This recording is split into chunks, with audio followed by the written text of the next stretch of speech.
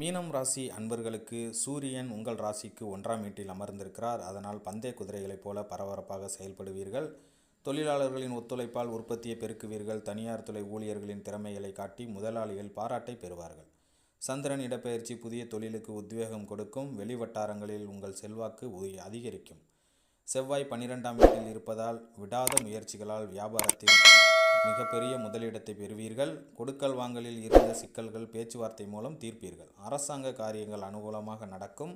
புதன் 1 மற்றும் 2ஆம் வீட்டில் இருப்பதால் புதிய வீடு கட்டி கிரகப்பிரவேசம் செய்யும் வாய்ப்பு உண்டாகும்.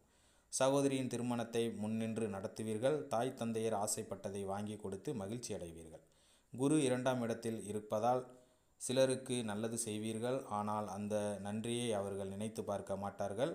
சுக்கிரன் 12ஆம் வீட்டில் இருப்பதால் கலைத்துறையினர் சில போராட்டங்களை சந்திப்பார்கள். அரசியல்வாதிகள் அவதூறுகளை சுமக்க வேண்டிய நிலை